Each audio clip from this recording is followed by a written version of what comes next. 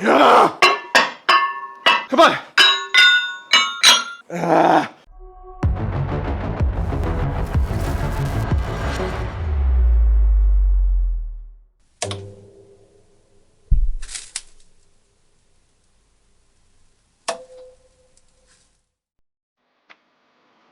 Good morning.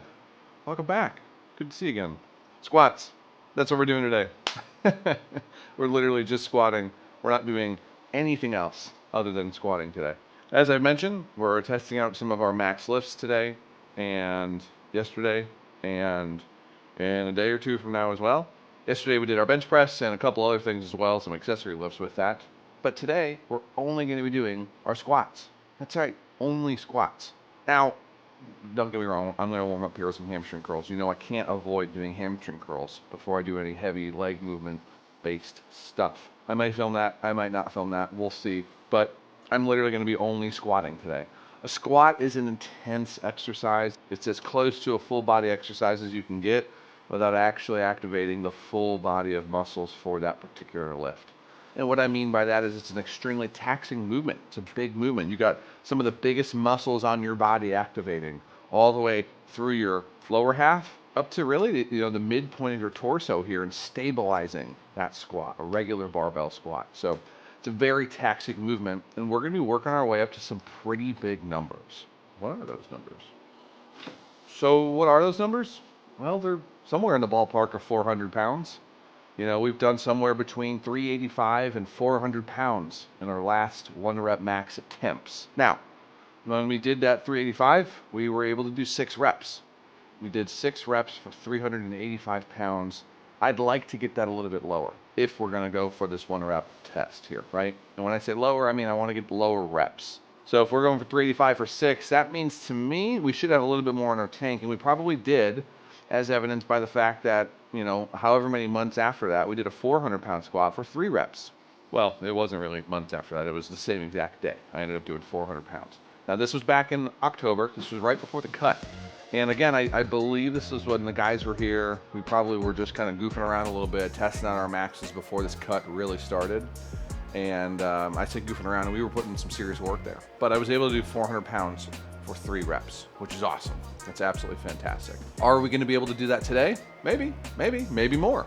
Maybe less though too. Who knows? Just like yesterday, we really don't know until we actually get under that bar where those numbers are going to be. So we're going to get cracking right after this. This is going to be a pretty short intro because there's just not really a whole lot to talk about. I'll throw the workout plan up here for you guys. I usually leave it up there for about 30 seconds, but I really don't think you're going to need 30 seconds to analyze this workout plan. We are quite literally only going to be squatting today. We're not going to need more than that. We're going to be working up to some heavy numbers. And again, I'm going to be doing some warm-up stretching here. I'm going to do a couple sets of hamstring curls just to get the hamstrings warmed up and firing. I'm not going to be going very heavy or very hard with those hamstring curls. I am just going to be going until that blood starts moving in those hamstrings to really get everything moving and grooving in the lower back, in the glutes, and in that hamstring. So let's get after it. I'm going to get set up here in the rack for some squats. I'm going to get my stretching on over here as well, stretch out a little bit before we attempt these, and start getting right after this, slowly and incrementally, working our way up to those working weights. I'll see you over there.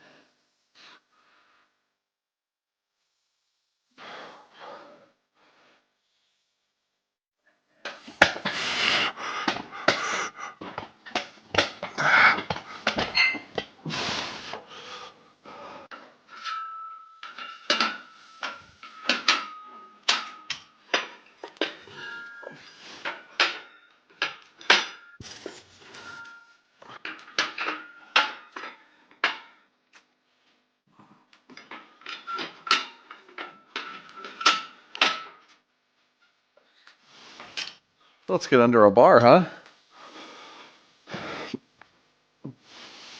Oh, the shoulders stretched out. Hmm, that's nice.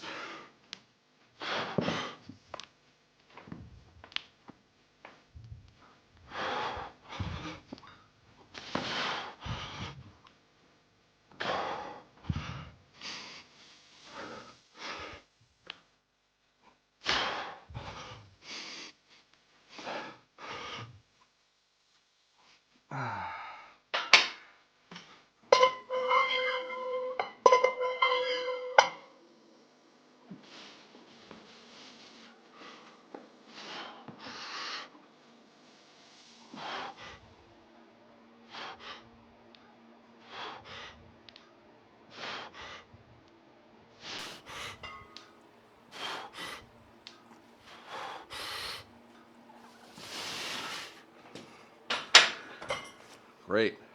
All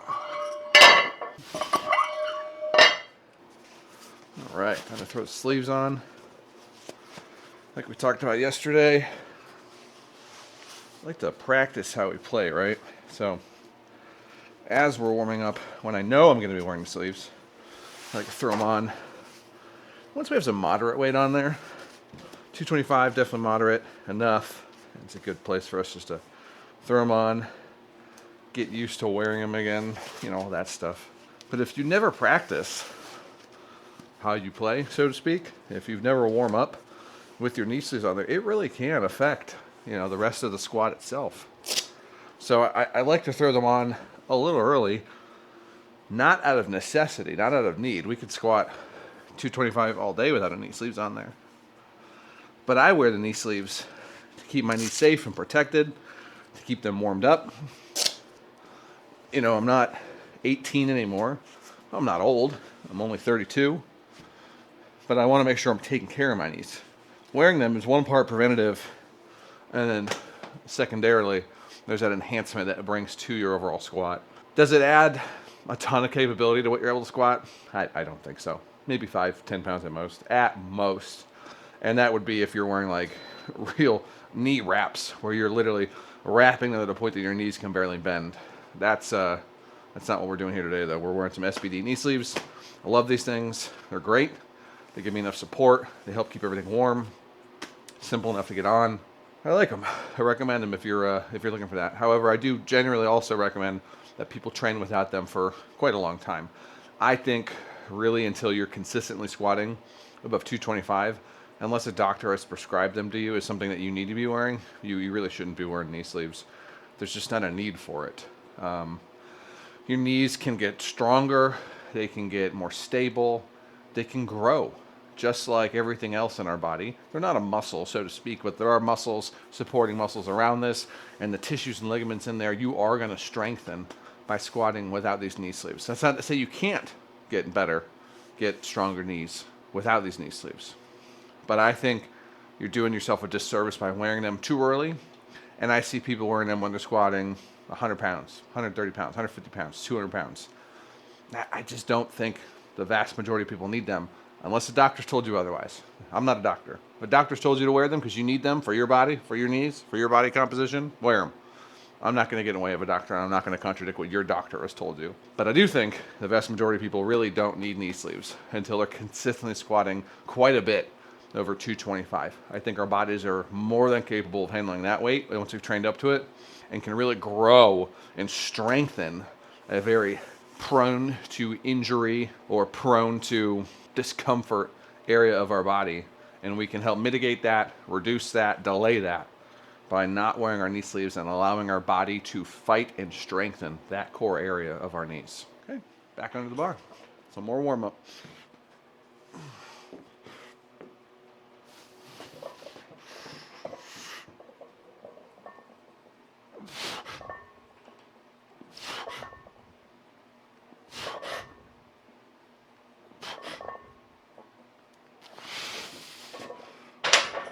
Okay. Let's get that belt. Do a couple more at the same weight. Same thing. We want to be practicing how we play.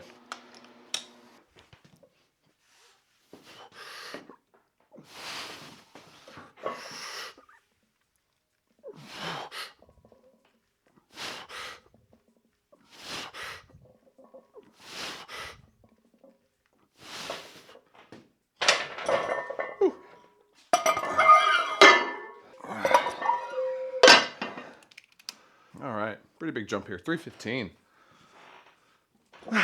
Let's do it.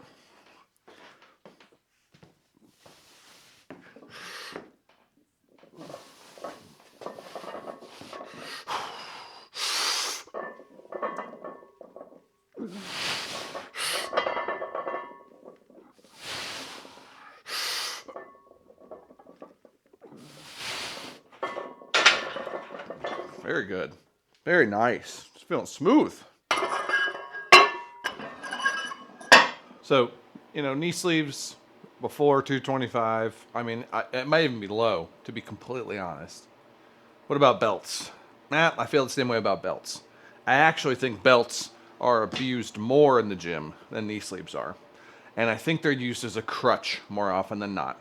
I think they're used as a crutch by people who haven't trained their posterior chain enough, and specifically their lower back and hamstrings, and they end up getting that rounding or that hyperextension, either way. Now, when you get that belt, that problem just exacerbates itself, but when you're wearing looser clothing and or with a belt, it's a little bit harder to see that, right? You're not going to necessarily see that hyperextension unless you have a good trained eye to spot the other areas of the body that are going to move with that hyperextension in the back itself, right? Hyperextension meaning the back starts to cave in towards the abdomen, right? You can think about the back, the rear of your spine pushing forward as you're squatting down. Your hips are going to tilt outward. Your shoulders are going to come back as well. It's going to create that hyperextension in the back. And that's how we get things like compressed discs, slip discs, those types of things. At the same time, when we have deadlifts, and sometimes squats too, people will round the other way. Their back will start to round, literally, and they're going to look like a cat standing up and stretching. I'm sure you've seen those memes. We want to avoid both of those scenarios, and I think a belt can be used as a crutch unintentionally to further impact the overall symptom and problem associated with those rounding or hyperextensions. So it can be good to train for quite a long while without a belt to strengthen that core, to strengthen that posterior chain and that lower back in particular, and really grow in that space. All right, added 50 pounds. We're up to 365 now. So a little bit more than we did last time for that kind of opening 1 rep max test. We'll see how many reps we can get on this one. We're going to be going for as many reps as we can do. But if we get to like 6, we're going to stop there. We're not going to do more than 6. That's not really going to help us at all with figuring out our 1 rep max by any stretch. We'll stop at 6. We'll take a nice long break, about 5 minutes after that. And we'll add some more weight on here. We'll probably go up to, 390 or 400 again. We'll see. I'm not really sure. It's a pretty large jump.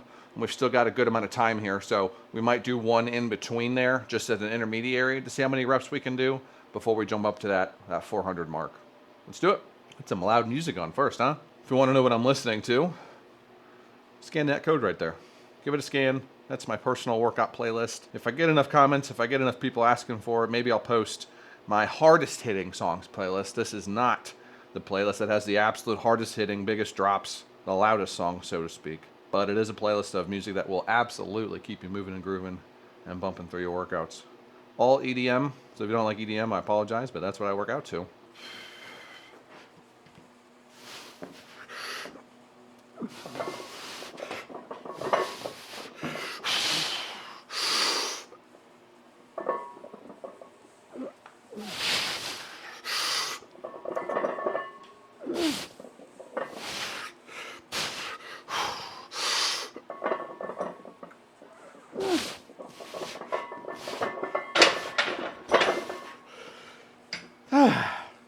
Okay.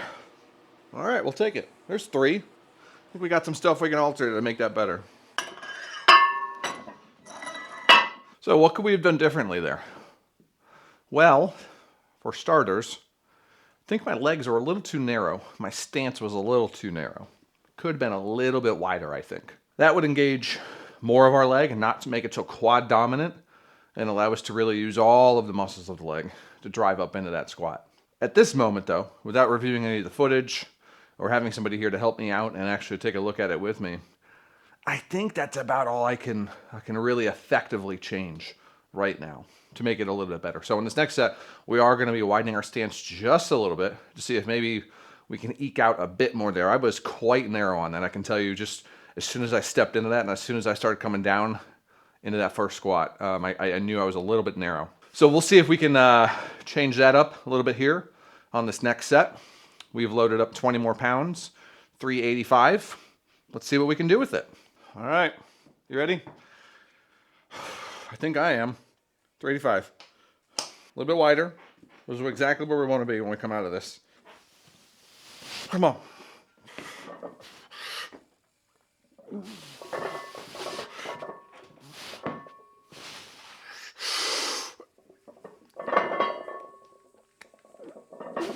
Good. Hell yeah. Okay, that's better. That felt so much better.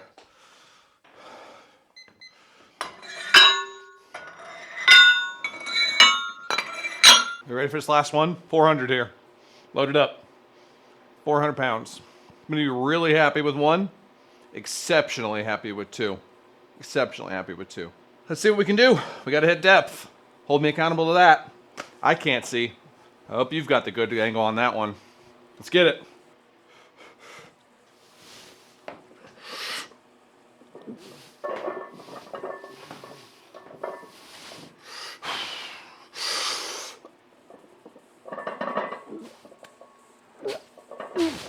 Yeah!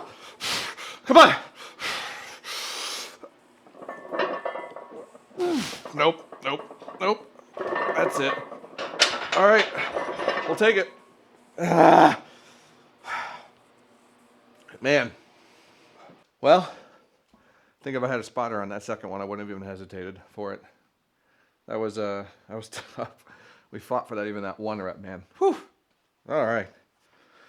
Well, what a day that was. 400 felt pretty damn good. I don't know. Maybe there's a world we could hit 405, 410, but that was pretty damn tough. Pretty damn tough. So we're gonna call it there. I think that's about all we've got in the tank, to be totally honest. That took every single ounce of effort and determination to drive up. So pretty happy with that. 400. That's gonna be our benchmark for these upcoming lifts for the next couple of weeks. Our 1 rep max. Can't be disappointed in that. That's a big ass number for some big ass weight. So that's all we got for today. Thanks for tuning in. We're gonna get this cleaned up, do a little bit of stretching, a little bit of foam rolling, just to keep everything nice and happy today. And then get inside, take a shower, and get our day started. See you guys next time.